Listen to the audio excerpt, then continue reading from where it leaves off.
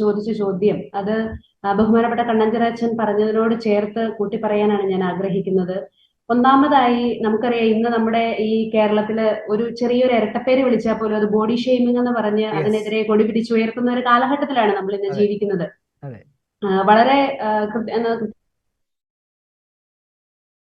Social media വഴി ഏതെങ്കിലും സെലിബ്രിറ്റിയെ എന്തെങ്കിലും തരത്തില് ചീത്ത പറഞ്ഞു എന്ന് മനുഷ്യാവകാശ പ്രവർത്തകർക്കോ വനിതാ കമ്മീഷനോ തോന്നിയെങ്കിൽ അവർ സ്വമേധയാ കേസെടുത്ത ഇഷ്ടംപോലെ സൈബർ സംഭവങ്ങൾ ബുള്ളിങ്ങിന് നമ്മൾ കണ്ടിട്ടുണ്ട്. സൈബർ സൈബർ ബുള്ളിങ് ബുള്ളിയിങ്, എന്നായിരിക്കും സൈബർ അതിന്റെ പേര്. ബുള്ളിയിങ്. അതെ, തീർച്ചയായിട്ടും. അതെ. അതുപോലെ തന്നെ സൈബർ മേഖലയിലും ഇവര് ഇഷ്ടംപോലെ കേസുകൾ അല്ലെങ്കിൽ സ്വമേധയാ ഒന്ന് എടുക്കുന്നു. കമന്റ് അടിച്ചാൽ വെർബൽ അബ്യൂസിന് നമ്മൾ കേസെടുക്കാം. വെർബൽ അബ്യൂസിന് കേസെടുക്കാം. 8 സെക്കൻഡിനധികം നോക്കിയാൽ പോലും കേസെടുക്കാവുന്നതാണ് ഒരു വ്യാഖ്യാനം കഴിഞ്ഞ തീർച്ചയായിട്ടും സമീപകാലങ്ങളിൽ ഉണ്ടായിരുന്നത്. ഉണ്ടായിരുന്നത്.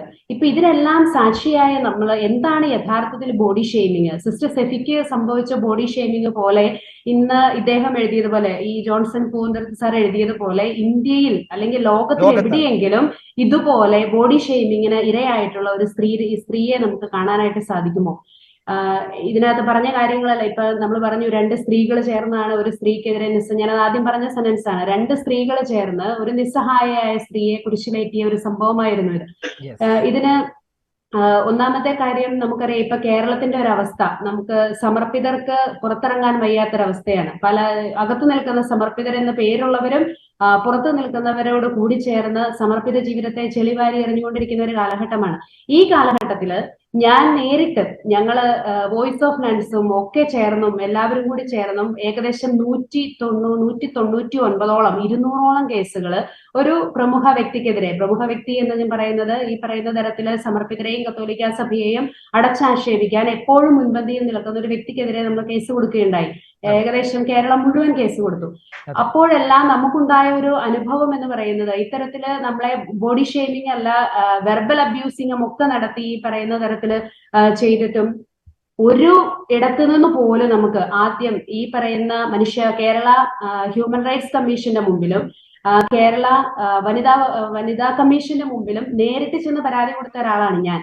എന്നിട്ട് പോലും നമുക്ക് അതിൽ നിന്ന് വ്യക്തിപരമായി ഹ്യൂമൻ റൈറ്റ്സ് കമ്മീഷനിൽ നിന്ന് കിട്ടിയ മറുപടി, ഇത് മറ്റു തരത്തില് പലയിടത്തും കേസ് കൊടുക്കപ്പെട്ടുള്ള ഞങ്ങൾക്ക് പ്രത്യേകിച്ച് ഒന്നും ചെയ്യാനില്ല. ഇവിടെ സിസ്റ്റർ സ്റ്റെഫി ദേശീയ മനുഷ്യാവകാശ കമ്മീഷനെ സമീപിച്ചപ്പോ അവര് പറഞ്ഞ ഉത്തരവ് എന്താണ്? ക്രിമിനൽ നടപടി നടക്കുന്നത് കൊണ്ട് ഞങ്ങൾക്കൊന്നും പ്രത്യേകിച്ച് ചെയ്യാനില്ല എന്ന്.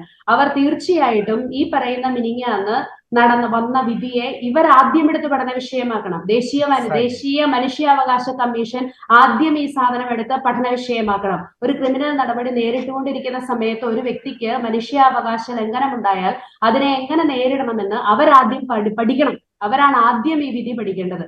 അതുപോലെ തന്നെ 2020 ഈ നമ്മുടെ CBI കോടതി വിധി വന്ന സമയത്ത് ഈ പറയുന്ന ഹൈക്കോടതി ജസ്റ്റിസ് നടത്തിയ വിധി പഠനത്തിന്റെ സമയത്തും അദ്ദേഹം പറഞ്ഞു, ഒരു കേസിൽ എത്രമാത്രം അബദ്ധങ്ങൾ വന്നു ചേരാം എന്നുള്ളത് ഒരു നിയമജ്ഞനും നിയമ വിദ്യാർത്ഥികളും നീതിപീഠവും ഒക്കെ പഠന വിഷയമാക്കേണ്ട ഒരു വിധിയായി മാറും ഇത്. വളരെ അങ്ങനെ നോക്കിയാൽ ഇതൊരു നല്ല വിധിയാണെന്ന് 2020 ഇവരുടെ ജീവവിധി എന്ന വിധിക്കും അദ്ദേഹം പറയുകയുണ്ടായി. അപ്പോ ഇവിടെ ഈ പറയുന്ന ബോഡി ഷെയ്മിങ്ങിന് വിധേയയായ ഈ സ്ത്രീക്ക് എങ്ങനെയാണ് ഈ ബോഡി എന്ന പേരില് കൊണ്ടുപോയി നടത്തിയ പരിശോധനയില് നിങ്ങൾക്ക് ആർക്ക് വേണമെങ്കിലും എടുത്ത് പരിശോധിക്കാം. ഡോക്ടർ രമയുടെയും ഡോക്ടർ കരുണാകരൻ, ഈ പറയുന്ന രണ്ട് ഡോക്ടേഴ്സിന്റെയും റിപ്പോർട്ടില് അവരെഴുതി വെച്ചിരിക്കുന്നത് ഹൈമൻ ഈസ് ഇൻടാക്ട് എന്നാണ്. അതിന്റെ അർത്ഥം ഷീസ് എ വെർജിൻ. അതിനുശേഷം എഴുതി വെച്ചിരിക്കുകയാണ് അത് ഒരു സ്കാർ കാണുന്നുണ്ട്. പിന്നെ അവരെ ചോദ്യം ചെയ്യാം, അവരുടെ തെളിവെടുത്ത് അവരുടെ വിസ്താരത്തിന്റെ സമയത്ത് അവരോട് ചോദിച്ചു, ഈ നടന്നിരിക്കാമെന്നല്ല, നടന്നിട്ടുണ്ടെന്നല്ല, നടന്നേക്കാം.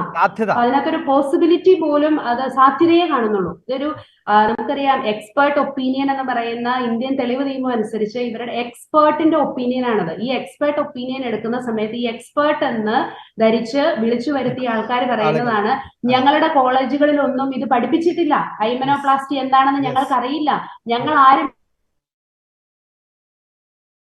ഒരിടത്തും ഹൈമനോപ്ലാസ്റ്റി ചെയ്തിട്ടുമില്ല, പിന്നെ എങ്ങനെയാണ് വിദേശത്ത് പോയിട്ടുമില്ല, ഈ പറയുന്ന സിസ്റ്റർ സെഫി വിദേശത്ത് പോയിട്ടുമില്ല. പിന്നെ ഇത്രയൊക്കെ തെളിവുകൾ നിരത്തിയിട്ടും ഈ തെളിവുകളൊന്നും ഈ വിധിന്യായത്തിനകത്ത് കാണുന്നേയില്ല. ഇങ്ങനെ പിന്നെ ഈ പറയുന്ന കാര്യങ്ങളെല്ലാം മറ്റൊരു കാര്യമാണ്, ഇതൊന്നും ഇല്ലെങ്കിൽ നമുക്ക് മറ്റു ചില കാര്യങ്ങൾ നോക്കാം എന്ന് പറഞ്ഞിട്ട് ഈ പറയുന്ന സ്ത്രീയുടെ ശരീരഭാഗങ്ങളുടെ മറ്റു ചില വർണ്ണനകൾ ഈ വിധിയുമായിട്ട് ഒരാവശ്യവും ഇല്ലാത്ത കാര്യങ്ങളാണ് ഈ പറയുന്ന വിധിന്യായത്തിൽ വിവരിച്ചു വെച്ചിരിക്കുന്നത്. അപ്പോൾ തീർച്ചയായിട്ടും ഈ വിധിന്യായത്തിനെതിരെ തന്നെ ഈ ഹ്യൂമൻ റൈറ്റ്സ് കമ്മീഷൻ, ഒന്നാമത്തെ കാര്യം ഹ്യൂമൻ റൈറ്റ്സ് കമ്മീഷനെ സിസ്റ്റർ സെഫിക്ക് ക്രിമിനൽ നടപടിക്ക് ശേഷം നടപടികളെല്ലാം പൂർത്തിയായ ശേഷം സമീപിക്കാം എന്ന് പറയുമ്പോഴും justice delayed is justice denied എന്നാണ്. അപ്പോ ഇവിടെ തന്നെ നമുക്ക് ഈ 15 വർഷം കാത്തിരിക്കേണ്ടി വന്നു. ഈ പറയുന്ന 2009 കൊടുത്ത ഒരു കേസിന് ഈ ജീവപര്യന്തം ശിക്ഷ വിധിക്കപ്പെട്ടതിന് ശേഷമാണ് ഈ സിസ്റ്റർ സെഫിക്ക് ഇങ്ങനെ ഫേവർ ആയിട്ടുള്ള ഒരു വിധി വന്നത്. ഇത് അൺകോൺസ്റ്റിറ്റ്യൂഷണൽ ആണെന്നും ഇനി മേലിൽ ഇങ്ങനെ നമ്മുടെ ഇന്ത്യ മഹാരാജ്യത്ത് ഇങ്ങനെ ഒരു ടെസ്റ്റ് ഉണ്ടാകാൻ പാടില്ലെന്നും പറയുന്നത്. അപ്പോൾ ഈ പറയുന്ന ഇനി ക്രിമിനൽ നടപടി നിയമങ്ങളെല്ലാം പൂർത്തിയാകുന്നത് വരെ ഈ സിസ്റ്റർ സെഫി എത്ര നാൾ കാത്തിരിക്കേണ്ടി വരും എന്നുള്ളത് മറ്റൊരു ചോദ്യമാണ്. അതിനുശേഷമേ ഈ പറയുന്ന CBIക്കെതിരെയും ഈ പറയുന്ന മനുഷ്യാവകാശ കമ്മീഷനെതിരെയും കോമ്പൻസേഷൻ ചോദിക്കാനോ എന്തിനാണെങ്കിലും സാധിക്കുകയുള്ളൂ. അപ്പൊ ഇതെല്ലാം നമുക്ക് ഈ പറയുന്ന ഒരു ബോഡി ഷെയ്മിങ്ങിന്റെ മാക്സിമം അതിന്റെ എക്സ്ട്രീം ലെവലിൽ എത്തി നിൽക്കുന്ന ഒരു അവസ്ഥയായി പോയി ഈ സന്യാസിനിയെ സംബന്ധിച്ചിടത്തോളം എന്ന് പറയുന്നത് വളരെ ദുഃഖകരമാണ്. ഒപ്പം തന്നെ എനിക്ക് പറയാൻ തോന്നുന്നു, അച്ഛൻ പറഞ്ഞതിനോട് കൂട്ടിച്ചേർത്ത്, ഈ പറയുന്ന മരണത്തിന്റെ നിഴൽ വീണ താഴ്വരയിലൂടെയാണ് ഞാൻ നടക്കുന്നതെങ്കിലും ദൈവം കൂടെയുള്ളതിനാൽ ഞാൻ അതിനൊന്നിനെയും ഭയപ്പെടുകയില്ല എന്ന് പറഞ്ഞതുപോലെ ആ സന്യാസിനിയുടെ ചങ്കോട് ചേർത്ത് വെച്ചിരുന്ന ക്രൂശിത രൂപം ഞങ്ങൾക്ക് എല്ലാവർക്കും മുമ്പോട്ട് പോകാൻ വലിയൊരു പ്രചോദനമാണ്, അഭിമാനമാണ്.